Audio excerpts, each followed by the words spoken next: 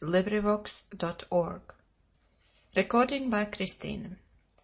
800 Leagues on the Amazon by Jules Verne. Part 2. The Cryptogram. Chapter 4. Moral Proofs.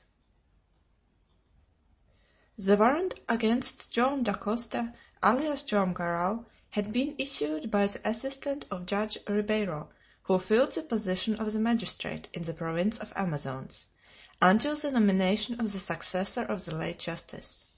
This assistant bore the name of Vicente Jarriquez. He was a surly little fellow, whom 40 years' practice in criminal procedure had not rendered particularly friendly toward those who came before him. He had had so many cases of this sort, and tried and sentenced so many rascals, that a prisoner's innocence seemed to him a priori inadmissible. To be sure, he did not come to a decision unconsciously, but his conscience was strongly fortified, and was not easily affected by the circumstances of the examination, or the arguments for the defense.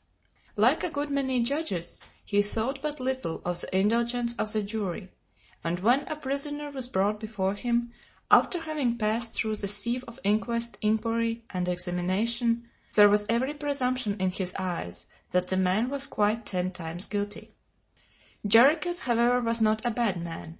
Nervous, fidgety, talkative, keen, crafty, he had a curious look about him, with his big head on his little body, his ruffled hair, which would not have disgraced the judge's wig of the past, his piercing gimlet-like eyes, with the expression of surprising acuteness, his prominent nose, with which he would assuredly have gesticulated had it been movable, his ears wide open, so as to better catch all that was said, even when it was out of range of ordinary auditory apparatus, his fingers unceasingly tapping the table in front of him, like those of a pianist practising on the mute, and his body so long and his legs so short, and his feet perpetually crossing and recrossing, as he sat in state in his magistrate's chair.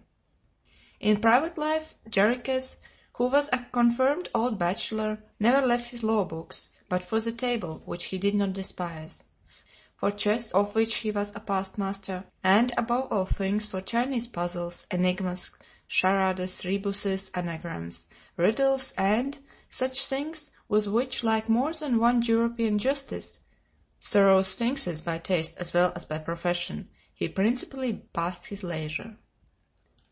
It will be seen that he was an original, and it will be seen also how much Joam da Costa had lost by the death of Judge Ribeiro, inasmuch as his case would come before this not very agreeable judge. Moreover, the task of Jarriquez was in a way very simple. He had either to inquire nor to rule. He had not even to regulate a discussion, not to obtain a verdict, neither to apply the articles of the penal code nor to pronounce a sentence. Unfortunately for the fazender, such formalities were no longer necessary. Joam da Costa had been arrested, convicted, and sentenced 23 years ago for the crime at Tijuco. No limitation had yet affected his sentence. No demand in commutation of the penalty could be introduced, and no appeal for mercy could be received. It was only necessary then to establish his identity, and as soon as the order arrived from Rio Janeiro, justice would have to take his course. But in the nature of things, Joam da Costa would protest his innocence. He would say he had been unjustly condemned. The magistrate's duty, notwithstanding the opinions he held, would be to listen to him. The question would be, what proofs could the convict offer to make good his assertions? And if he was not able to produce them when he appeared before his first judges, was he able to do so now? Herein consisted all the interest of the examination.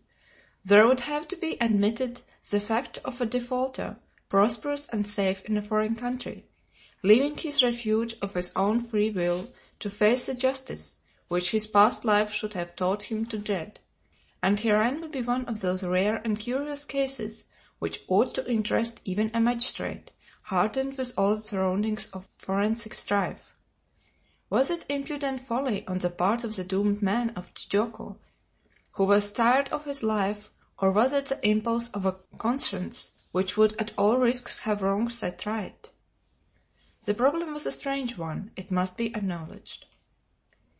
On the morrow of Joam Dacosta's arrest, Judge Jarriquez made his way to the prison in Gonzalez Street, where the convict had been placed.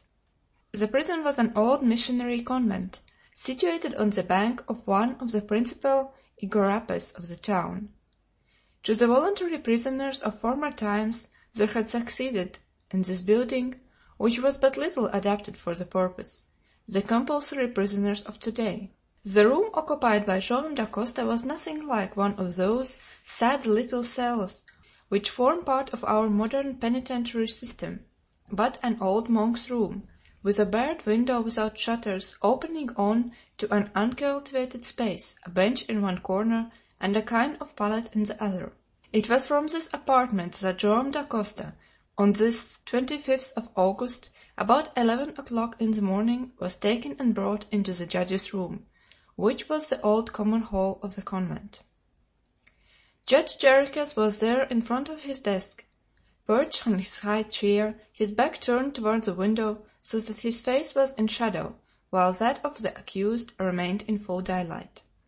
His clerk, with the indifference which characterizes these legal folks, had taken his seat at the end of the table, his pen behind his ear, ready to record the questions and answers.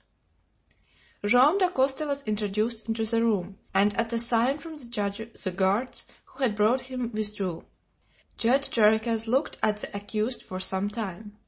The latter, leaning slightly forward and maintaining a becoming attitude, neither careless nor humble, waited with dignity for the questions to which he was expected to reply. "Your name?" said Judge Jarriquez. "Joam Dacosta."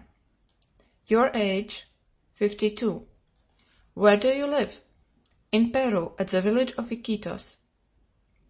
"Under what name?" "Under that of Garral, which is that of my mother." "And why do you bear that name?"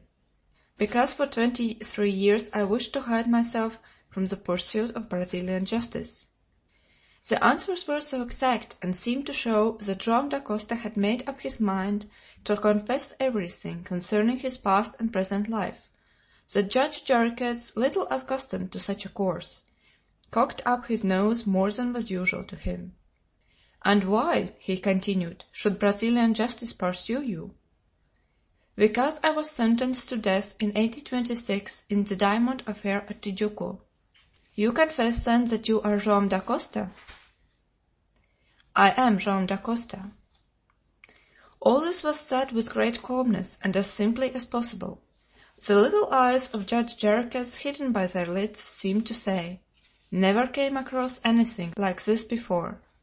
He had put the invariable question which had hitherto brought the invariable reply from culprits of every category protesting their innocence. The fingers of the judge began to beat a gentle tattoo on the table. "Joam Dacosta," he asked, "what were you doing at Iquitos?" "I was a fazender, and engaged in managing a farming establishment of considerable size." "It was prospering?" "Greatly prospering." "How long ago did you leave your fazenda?" "About 9 weeks." "Why?" "As to that, sir," answered Dacosta, "I invented a pretext, but in reality I had a motive." "What was the pretext?" "The responsibility of taking into Para a large raft and a cargo of different products of the Amazon." "Ah! And what was the real motive of your departure?" And in asking this question, Jarriquez said to himself, "Now we shall get into denials and falsehoods." "The real motive," replied Joam Dacosta in a firm voice, "was the resolution I had taken to give myself up to the justice of my country." "You give yourself up?" exclaimed the judge, rising from his stool. "You give yourself up of your own free will?" "Of my own free will." "And why?" "Because I had had enough of this lying life, this obligation to live under a false name, of this impossibility to be able to restore to my wife and children that which belongs to them. In short, sir, because—" "Because?" "I was innocent." "That is what I was waiting for," said Judge Jarriquez. And while his fingers tattooed a slightly more audible march, he made a sign with his head to Dacosta, which signified as clearly as possible, "Go on, tell me your history. I know it, but I do not wish to interrupt you in telling it in your own way." Joam Dacosta, who did not disregard the magistrate's far from encouraging attitude, could not but see this, and he told the history of his whole life. He spoke quietly, without departing from the calm he had imposed upon himself, without omitting any circumstances which had preceded or succeeded his condemnation. In the same tone he insisted on the honored and honorable life he had led since the escape, on his duties as head of his family, as husband and father, which he had so worthily fulfilled. He laid stress only on one circumstance, that which had brought him to Manaos to urge on the revision of the proceedings against him, to procure his rehabilitation, and that he was compelled to do.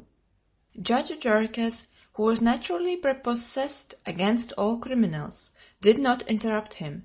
He contented himself with opening and shutting his eyes, like a man who heard the story told for the 100th time, and when Joam Dacosta laid on the table the memoir which he had drawn up, he made no movement to take it. "You have finished?" he said. "Yes, sir." "And you persist in asserting that you only left Iquitos to procure the revision of the judgment against you?" "I had no other intention." "What is there to prove that? Who can prove that, without the denunciation which had brought about your arrest, you would have given yourself up?" "This memoir, in the first place." "That memoir was in your possession, and there is nothing to show that had you not been arrested you would have put it to the use you say you intended." "At the least, sir, there was one thing that was not in my possession, and of the authenticity of which there can be no doubt." "What?" "The letter I wrote to your predecessor, Judge Ribeiro, the letter which gave him notice of my early arrival." "Ah, you wrote?" "Yes, and the letter which ought to have arrived at its destination should have been handed over to you." "Really," answered Judge Jarriquez in a slightly incredulous tone, "you wrote to Judge Ribeiro?" "Before he was a judge in this province," answered Joam Dacosta, "he was an advocate at Villa Rica. He it was who defended me in the trial at Tijuco. He never doubted of the justice of my cause. He did all he could to save me. 20 years later, when he had become Chief Justice at Manaos, I let him know who I was, where I was, and what I wished to attempt. His opinion about me had not changed, and it was at his advice I left the fazenda, and came in person to proceed with my rehabilitation. But death had unfortunately struck him, and maybe I shall be lost, sir, if in Judge Jarriquez I do not find another Judge Ribeiro." The magistrate appealed to so directly was about to start up in defiance of all the traditions of the judicial bench, but he managed to restrain himself and was contented with muttering, "Very strong indeed, very strong." Judge Jarriquez was evidently hard of heart, and proof against all surprise. At this moment a guard entered the room and handed a sealed packet to the magistrate. He broke the seal and drew a letter from the envelope. He opened it and read it, not without a certain contraction of his eyebrows, and then said, "I have no reason for hiding from you, Joam Dacosta, that this is the letter you have been speaking about, addressed by you to Judge Ribeiro and sent on to me. I have therefore no reason to doubt what you have said on the subject." "Not only on that subject," answered Dacosta, "but on the subject of all the circumstances of my life, which I have brought to your knowledge, and which are none of them open to question." Joam Dacosta," quickly replied Judge Jarriquez, "you protest your innocence, but all prisoners do as much. After all, you only offer moral presumptions. Have you any material proof?" "Perhaps I have," answered Joam Dacosta. At these words Judge Jarriquez left his chair. This was too much for him, and he had to take 2 or 3 circuits of the room to recover himself. Chapter 5. Moral Proofs.